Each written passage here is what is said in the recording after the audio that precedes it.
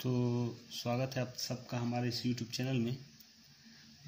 Physics में last में पढ़े थे अपन एक समान त्वरित गति के लिए टीमवे समय में चलेगी दूरी, और आज जो है कंटिन्यू करते हुए एक समान त्वरित गति के लिए वेग समय ग्राफ का अध्ययन करेंगे।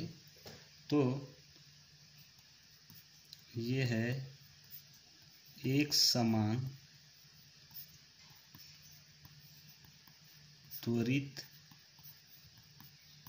गति के लिए एक समान त्वरित गति के लिए वेग समय ग्राफ,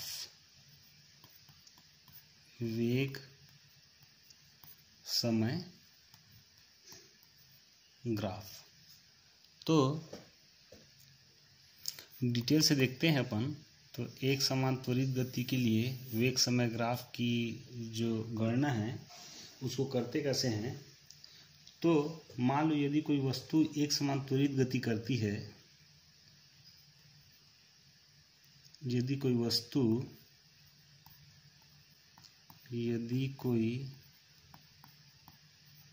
वस्तु एक समान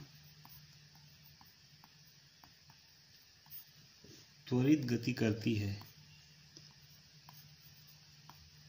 त्वरित गति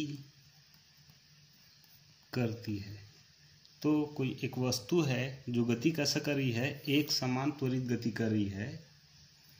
तो वस्तु का वेग समान समय अंतराल में, तो वस्तु का वेग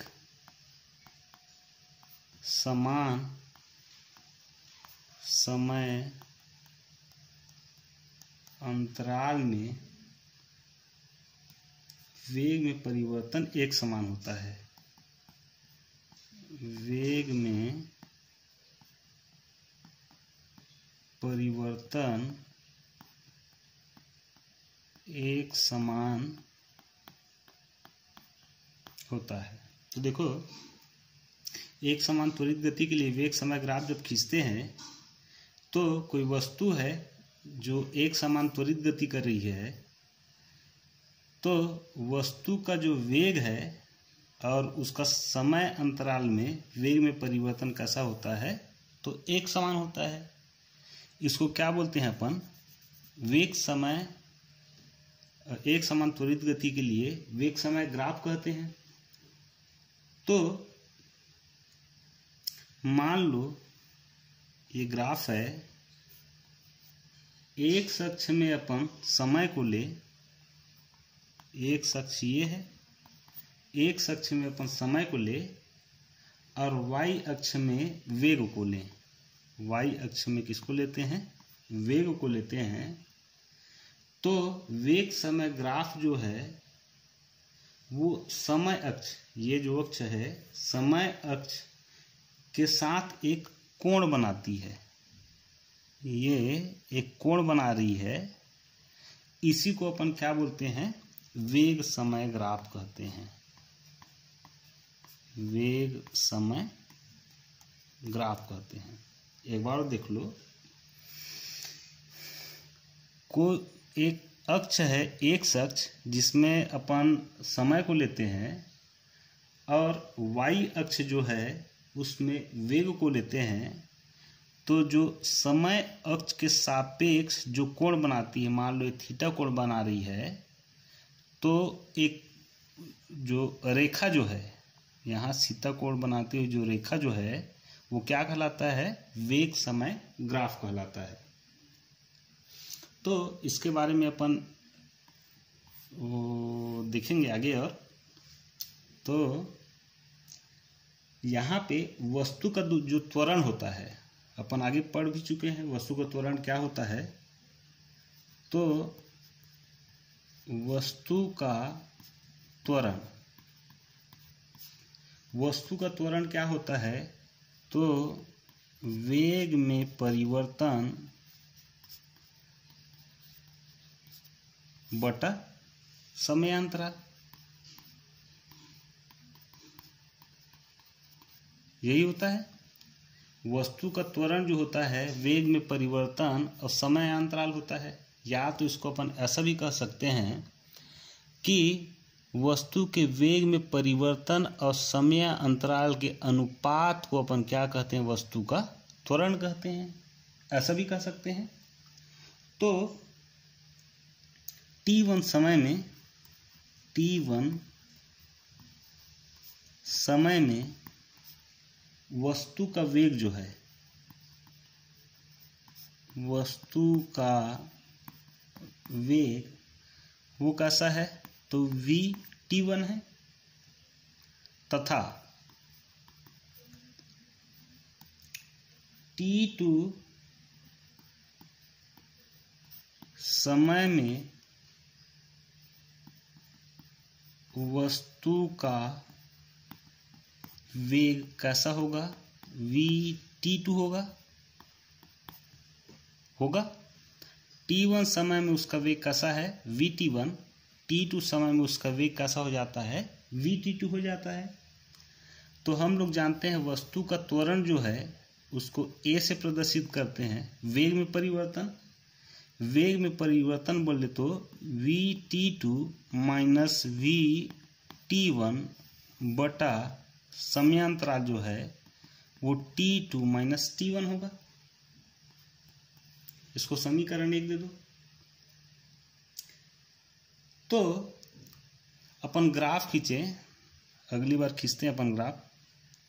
तो ग्राफ जो खींचते हैं अपन, तो x अक्ष में समय को लेते हैं, y अक्ष में वेग को लेते हैं। तो समय अक्ष के सापेक्ष जो कोण बनाती है उसको क्या बोलते हैं अपन, वेग समय ग्राफ कहते हैं अपन। ये जो कोण बना रही है इसको क्या बोलते हैं अपन, वेग समय ग्राफ कहते हैं। तो इसको डिटेल से अपन बना लेते हैं। तो ये x अक्ष है, ये y अक्ष है, ये x अक्ष है, इसमें समय को लेते हैं और इसमें किसको लेते हैं, वेग को लेते हैं। तो मान लो ये मूल बिंदु O है और t1 समय में वस्तु का जो स्थिति है वो A है और t2 समय में वो कहाँ पहुंच जाती है, B में पहुंच जाती है, क्योंकि समय में परिवर्तन हो रहा है। प्रारंभिक समय A है तो यहाँ पे था और जब समय बदल गया तो B स्थिति में पहुंच गया वो। उसी प्रकार उसका जो वेग है, वेग कैसा है, तो यहाँ पे वेग जो है v_t1 होगा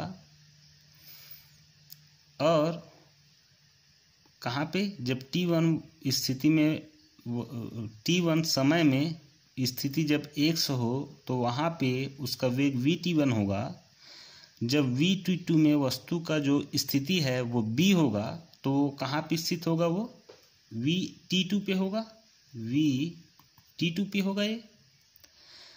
तो अपन दोनों को वेग और समय को अपन आगे बढ़ाएं तो एक ग्राफ मिलता है, एक सीधा सरल रेखा मिलता है जब मिला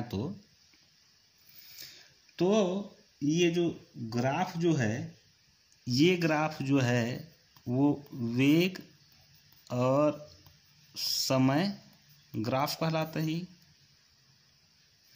और ये जो अक्ष है कौन सा है, समय अक्ष है।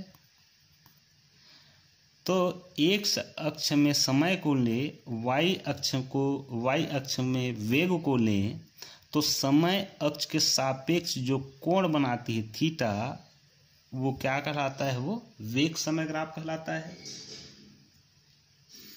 तो ये तो खैर मिल गया जहाँ मिलना था, ये बिंदु यहाँ पे मिली, ये बिंदु कहाँ मिल गई, यहाँ पे मिल गई।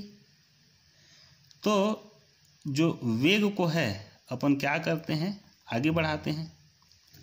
तो एक बिंदु मिलता है C, A को अपन आगे बढ़ाएं A डैश मिलता है, B को अपन आगे बढ़ाएं तो B डैश मिलेगा। यहाँ पे लिख लो A डैश से B डैश पर एक रेखा ADC खींचते हैं, या खींचने पर लिख लो, वही बात वही है। A डैश मतलब ये A है, ये A डैश है। B डैश मतलब ये B और B डैश है। एक रेखा खींच रहे हैं अपन A डैश C, बात वही है। तो चित्र में अपन देखें, चित्र में अपन क्या देख रहे हैं, तो VT1 जो है, वेग T1 जो है यहाँ पे है, वो A डैश और B C के बराबर है। A डैश बराबर B C, चाहे इसको ले चाहे इसको ले, बात एक ही है। अगर VT2 को लिया जाए तो वो बराबर होगा B डैश के। VT2 को लें अपन तो B डैश और ये B है, B और B डैश के बराबर होगा, इतने के बराबर होगा। अगर समय में परिवर्तन को लें अपन, मतलब T2 माइनस T1 अगर लें तो प्राप्त होगा हमें AB बराबर A डैश C। देखते हैं कहाँ से प्राप्त होगा। T2 माइनस T1, तो वो AB इन दोनों के बीच की दूरी को दिखाता है, या तो इन दोनों बीच की दूरी को दिखाता है, बात एक ही है। तो जो अपन निकाले थे, अपन क्या निकाले थे, वस्तु का त्वरण जो है वेग में परिवर्तन और समय अंतराल के क्या होता है, बराबर होता है। तो त्वरण A बराबर वस्तु के वेग में परिवर्तन, मतलब VT2 माइनस VT1 बटा T2 माइनस T1 होगा। इसको समीकरण 1 दे दो। समीकरण 1 से सबको मान रख देते हैं अपन। VT2 जो रेखा खींचे थे अपन B डैश A डैश ये C, ये खींचे थे अपन। तो यहाँ पे जो VT2 का मान है, VT2 ये V है और ये T समय को प्रदर्शित करता है। तो VT2 थोड़ी देर पहले अपन देखे थे, VT2 किसके बराबर था, तो B और B डैश के बराबर था। ये T1 है, ये T2 है, तो B और B डैश के बराबर था, ये B था, ये B डैश के बराबर था, माइनस BC। जो पहले चित्र बनाए थे उसको और ध्यान से देखिएगा, समझ में आ जाएगा। और उसके नीचे में जो लिखे थे VT1 का मान लिखे थे, VT2 का मान लिखे थे, T2 माइनस T1 का मान लिखे थे, वहीं से अपन ले रहे हैं। तो T2 माइनस T1 को लेना है अपने को A डैश C, क्योंकि ये जो कोण है इसके बारे में हमको ज्ञात करना है। मान हमको ये बड़ा कोण के बारे में ज्ञात नहीं करना, सिर्फ इतने के बारे में ज्ञात करना है। इस नाम से जो लिया गया है डेटा यहाँ से, तो इस कोण के नाम से लिया गया है। तो ये B और B डैश में B और C को घटाया जाए तो क्या प्राप्त होगा, त्वरण A बराबर प्राप्त होगा B डैश C बटे A डैश C। इसको दे दो समीकरण 2। अब जो है, अब क्या, तो समकोण त्रिभुज जो है A डैश C और B dash, A dash C और B डैश से, यही त्रिभुज से। तो हम लोग जानते हैं टेन थीटा बराबर लंब बटा आधार होता है, मतलब B डैश बटा A डैश C होता है। समीकरण 3 दे दो इसको। अब समीकरण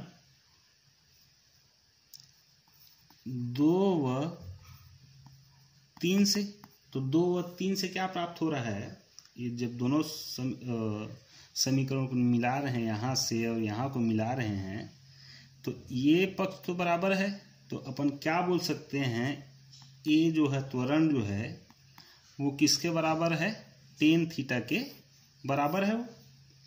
इसको समीकरण दे दो 4। तो ये जो हमें प्राप्त हो रहा है समीकरण जो प्राप्त हो रहा है 4, वो एक समान त्वरित गति में लिख लेते हैं अपन इसको, एक समान त्वरित गति में, एक समान त्वरित गति में वेग समय ग्राफ की प्रवणता, वेग समय ग्राफ की प्रवणता वह वस्तु के त्वरण के बराबर होता है, वह वस्तु के त्वरण के बराबर होता है। थोड़ी देर पहले जो निकाले थे त्वरण जो है, त्वरण बराबर ए टेन थीटा जो है, उसी के बारे में बोल रहा है।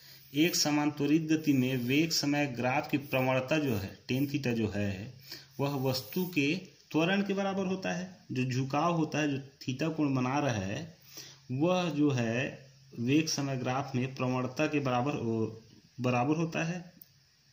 कब? जब वस्तु एक समान त्वरित गति कर रही है तब। अब आगे अपन गणना करते हैं, विस्थापन की गणना इसी के अंदर में। तो विस्थापन की गणना, उसके अंदर में पॉइंट है ना, तो विस्थापन की गणना अपन कैसे करेंगे? तो हम लोग जानते हैं औसत वेग बराबर होता क्या है, कुल विस्थापन।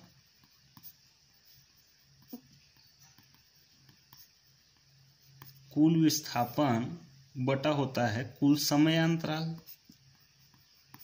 समयांतराल यही होता है। वस्तु का वेग जो है कुल विस्थापन और कुल बटा कुल समयांतराल होता है। अब अपन इसके बारे में निकालें, कुल विस्थापन के बारे में निकालें, तो कुल विस्थापन बराबर क्या हो जाएगा, इन दोनों तीजे गुणा हो जाएगा। मतलब क्या?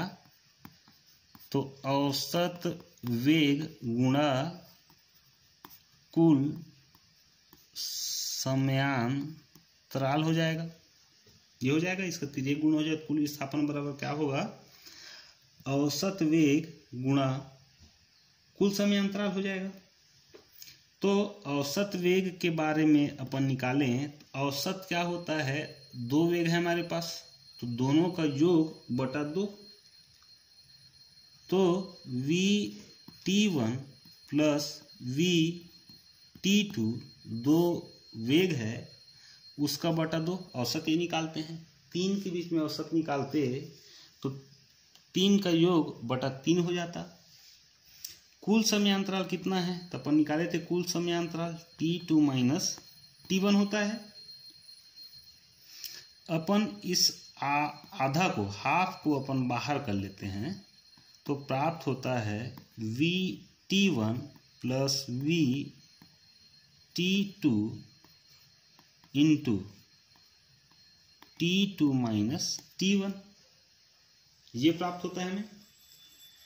तो पहले अपन निकाल चुके थे, अब एक बार चेक कर लेना, मेरे को उतना याद नहीं रहा।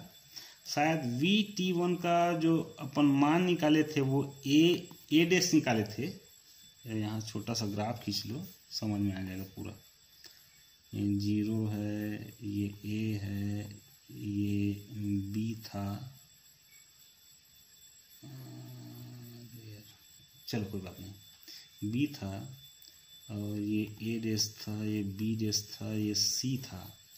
तो Vt1 जो था, Vt1 मतलब हाँ ए और ए डैश के बराबर था, बीच में क्या योग प्लस और V_T2 किसके बराबर था, B_B' के बराबर था, B_B' के बराबर था, into T2 minus T1, T2 minus T1 बराबर था AB के या A_C के बराबर था। तो अपन ले किसको रहे, चाहे इसको ले लो चाहे इसको ले लो।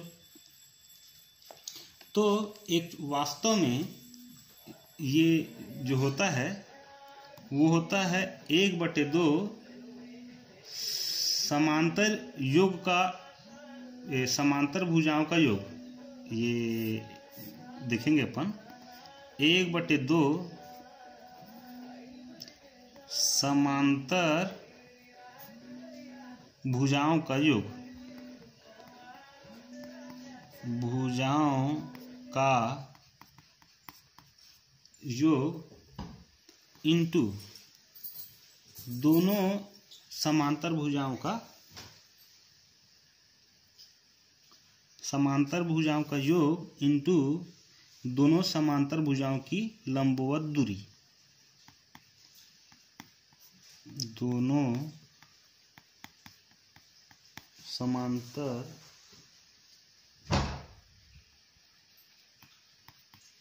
भुजाओं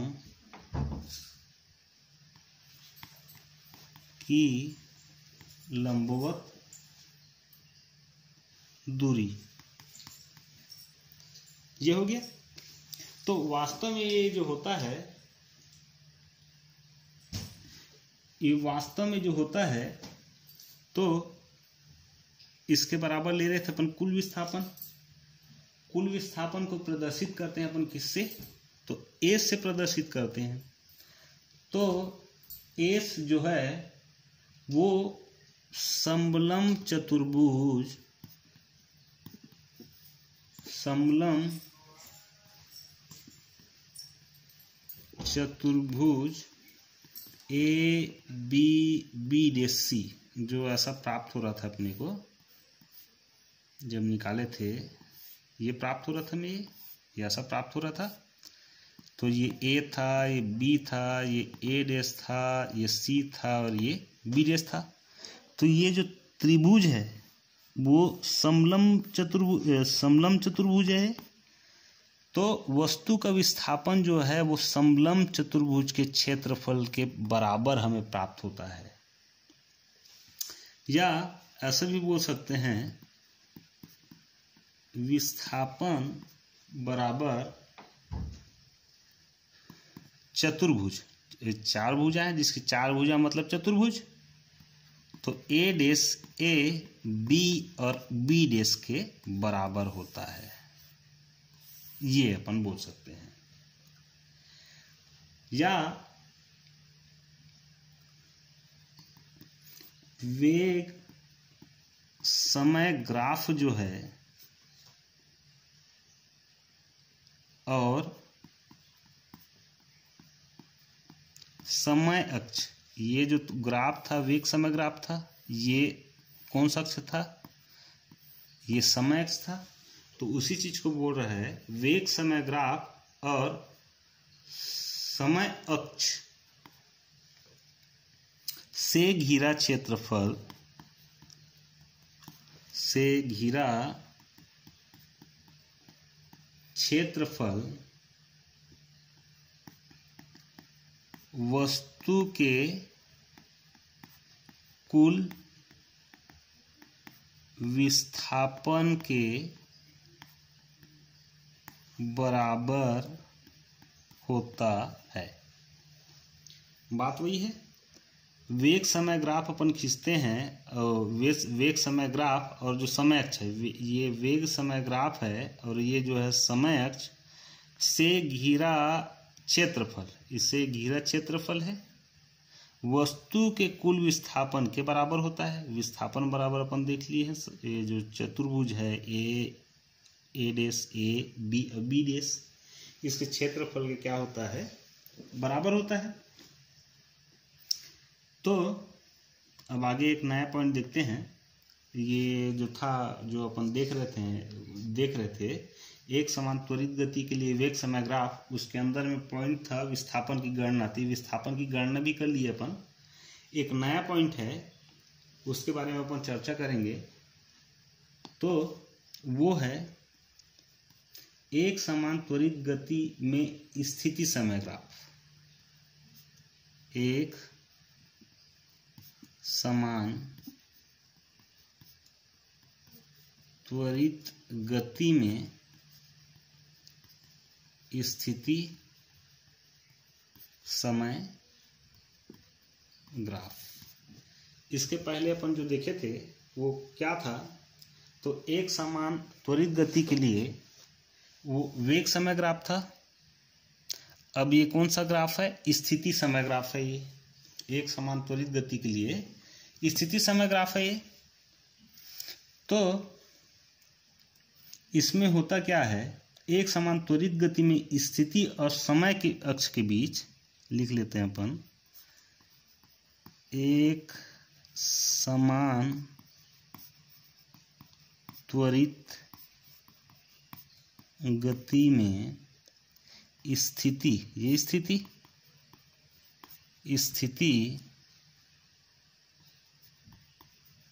और समय के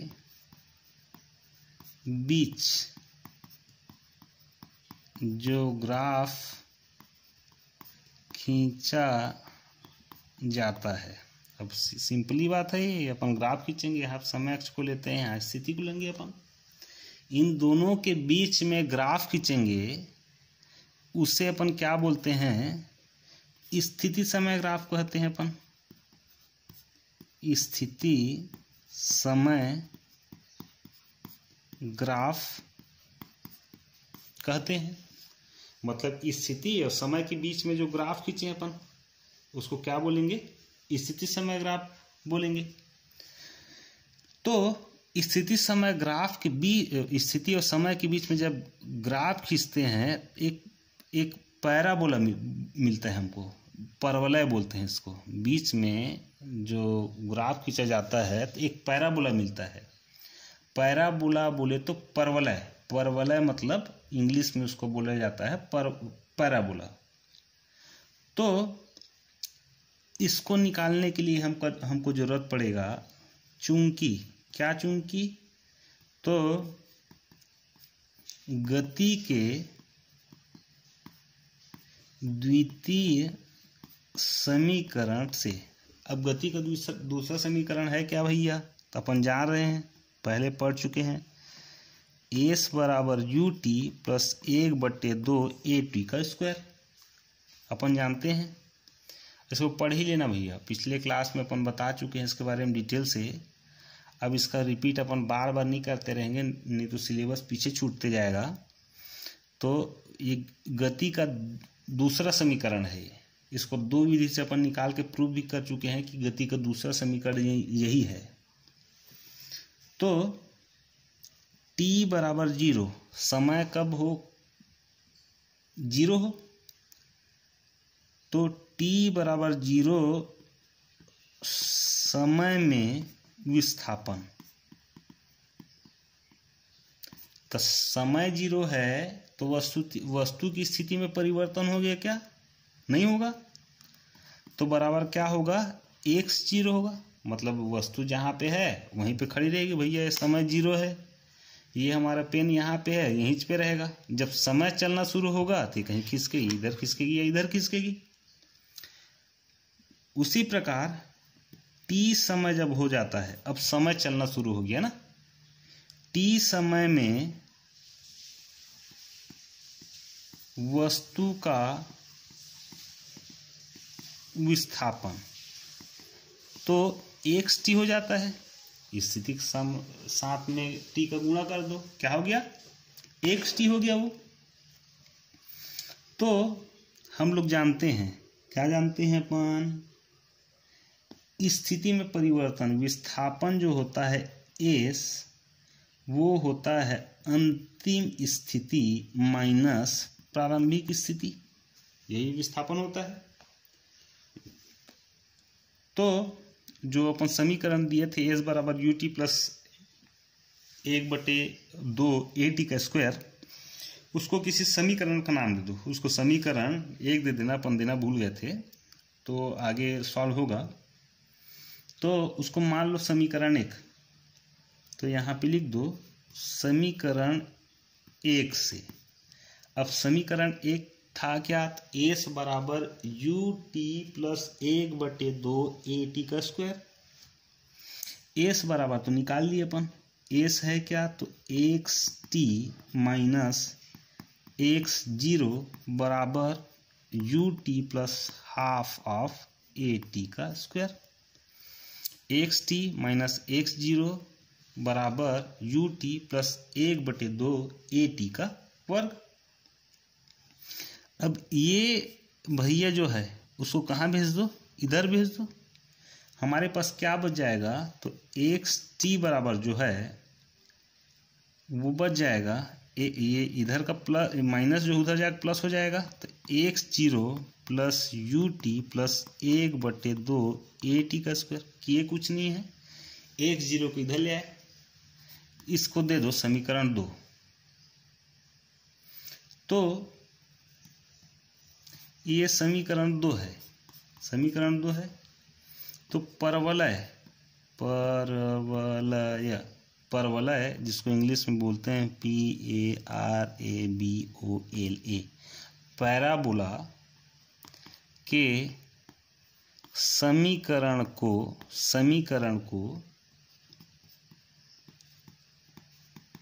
प्रदर्शित करता है।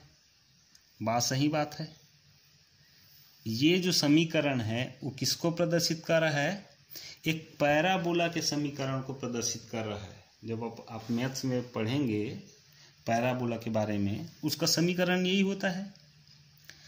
तो अपन कुछ जो संबंध है उसके बारे में अपन नज़र डालते हैं इसमें। तो सबसे पहला जो है स्थिति और वेग में संबंध, मैं मिटा देता हूँ इसको, फिर नए पेज से अपन इसका शुरुआत करेंगे। तो स्थिति और वेग में संबंध, स्थिति और वेग में संबंध। अब देखो भैया इसमें संबंध होता क्या है, तो मान लो यदि t बराबर 0, कब, जब समय का मान कैसा हो, 0 हो, मतलब समय चलना शुरू ना हुआ हो भैया, तो उस समय में स्थिति कैसा होगा, वहीं पे खड़ी रहेगी, वो x 0 होगा। तथा t समय में स्थिति अब बदलेगी यहाँ पे, तो कैसा हो जाएगा, वो xt हो जाएगा। तो xt है, तो संबंध किसके बारे में पढ़ रहे थे, स्थिति और वेग के बारे में संबंध पढ़ रहे थे। हम लोग जानते हैं, क्या जानते हैं, तो अतः वस्तु का वेग। अब वस्तु का वेग क्या होता है भैया, तो कुल विस्थापन बटे समय,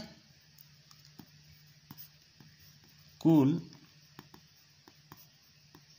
विस्थापन बटा समय, ये पढ़े थे अपन। कुल समय अंतराल लिख लेना इसको। वस्तु का वेग क्या होता है, विस्थापन बटा समय होता है। तो ये जो परिवर्तन है, किसमें परिवर्तन बोल रहा हूं, जो विस्थापन है, तो विस्थापन कैसा होगा, तो विस्थापन एक्स टी माइनस एक्स 0 होगा, तो एक्स टी माइनस एक्स 0 होगा, एक्स टी माइनस एक्स 0 होगा। और समय अंतराल क्या होगा, टी माइनस 0। ये प्रारंभिक समय किसके बराबर था, 0 के बराबर था। तो अपन वेग जो प्राप्त होगा उसको डेल एक्स बटे अपन डेल टी लिख सकते हैं। आगे देखें तो लिमिट के हिसाब से देखें अपन, तो del T tends to zero, मतलब डेल टी का मान अग्रसर किधर है, जीरो की ओर, तो डेल एक्स बटे डेल टी। यहां पे अवकलन की परिभाषा से देखे थे, अवकलन की परिभाषा से अपन देखें तो v बराबर जो हो जाता है, करना कुछ नहीं है, डी एक्स बटे डी टी करना है भैया। यहाँ पे ये एक्स तो अपने जगह में है, टी अपने जगह में, डेल के जगह में क्या लगा देना है, डी बस लगा देना है यहाँ पे। तो स्थिति और वेग के बीच में संबंध प्रदर्शित करता है ये। अब आगे जो है वेग और त्वरण के बीच में संबंध, वेग और त्वरण के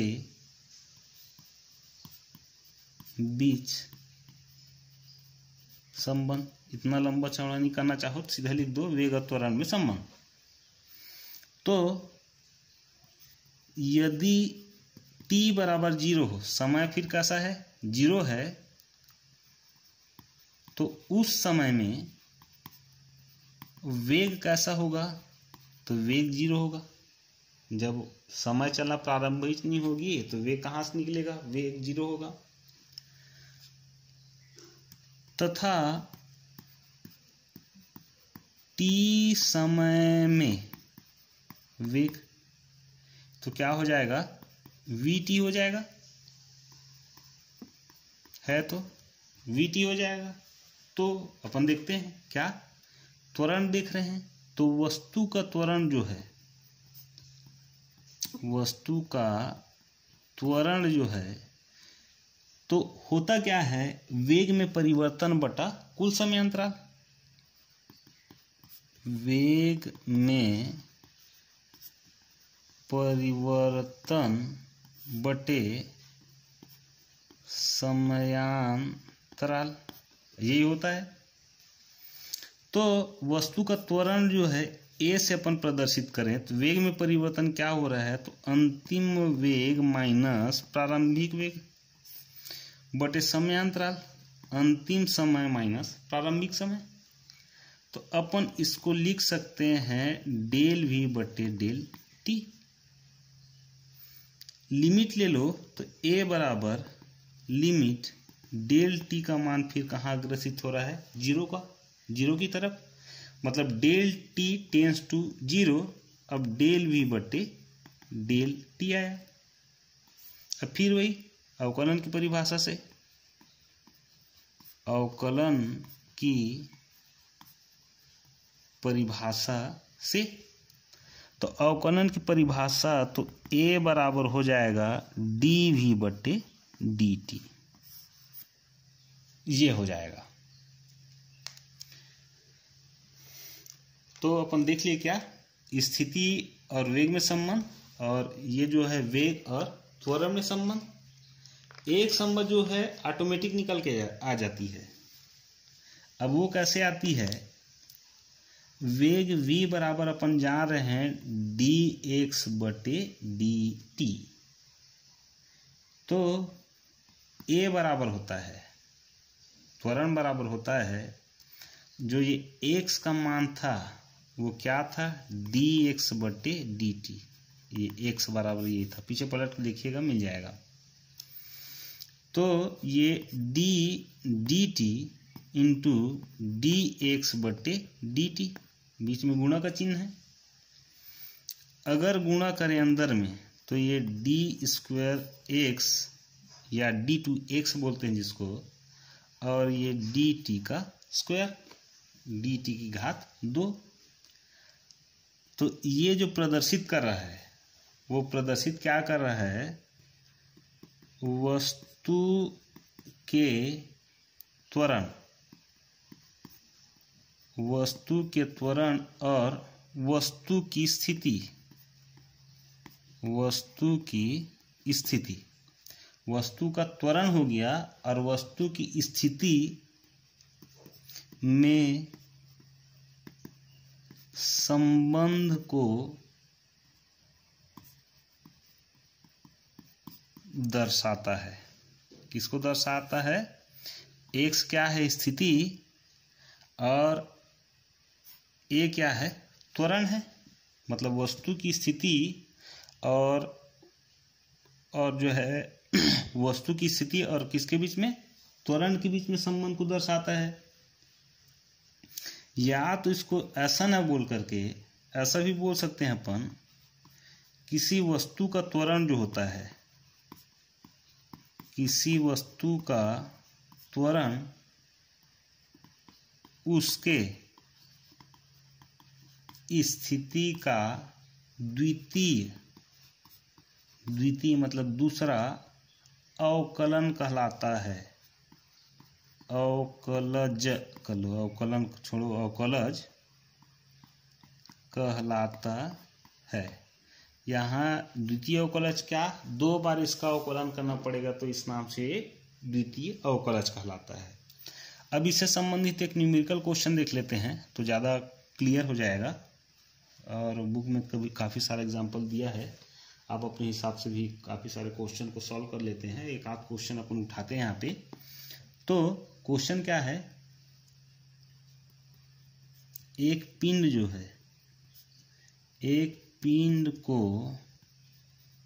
ऊंची मीनार से, एक बहुत बड़ा मीनार है, ऊंची मीनार से जमीन उसको फेंक रहे हैं अपन, जमीन तक गिरने में 4 सेकेंड का समय लगता है। यदि गिरने में समय एक समान त्वरण बोले तो नीचे आ रही तो क्या काम करेगा? तो एक समान त्वरण जो है यहाँ पर नहीं दिया रहेगा ना, यहाँ पर 9.8 मीटर पर सेकेंड का स्क्वायर। इसको भी देख लिए अपन, गुरुत्वीय त्वरण का मान है ये। कई प्रश्न में दिया रहता है, कई प्रश्न में नहीं दिया रहता है। जहाँ पे भी आया, जब ऊपर से गिर रही है तो गुरुत्वीय त्वरण जी का मान है ना, ये है, तो मीनार की ऊंचाई ज्ञात कीजिए। देखिए, ये ऐसे प्रश्न को सॉल्व करने के लिए जब तक प्रश्न समझ में नहीं आया तब तक उसको पढ़ना चाहिए। सिंपली सी बात है, ये एक मीनार है, मान लो मीनार की इस ऊंचाई से अपन नीचे गिरा रहे हैं तो वो 4 सेकेंड का समय लग रहा है। 4 सेकेंड में वो कहाँ पे आ रही है? जमीन पे आ रही है। गुरुत्वीय त्वरण का मान वहाँ पे काम कर रहा है 9.8। तो ये जो मीनार की ऊंचाई है, हाइट, उसको अपने को निकालना है। तो ये जो सॉल्व होगा वो गति के द्वितीय समीकरण से सॉल्व होगा। मतलब एस बराबर ut प्लस 1/2 at का स्क्वायर, इससे सॉल्व होगा। तो दिया क्या है? तो u प्रारंभिक वेग जब फेंकना शुरू नहीं किए थे, यहाँ पे था, जब वो प्रारंभिक वेग जो क्या था उसका 0 था। t का मान मतलब उस गिरने में कितना समय लगा? 4 सेकेंड का समय लगा। त्वरण a, इसको बराबर g ले लो। त्वरण समान त्वरण बोले तो नीचे आ रहा है, मतलब गुरुत्वीय त्वरण लग रहा है। गुरुत्वाकर्षण जो है पृथ्वी का, उसको नीचे खींच रहा है, तो उसका मान होता है 9.8 मीटर पर सेकेंड का स्क्वायर, यही होता है।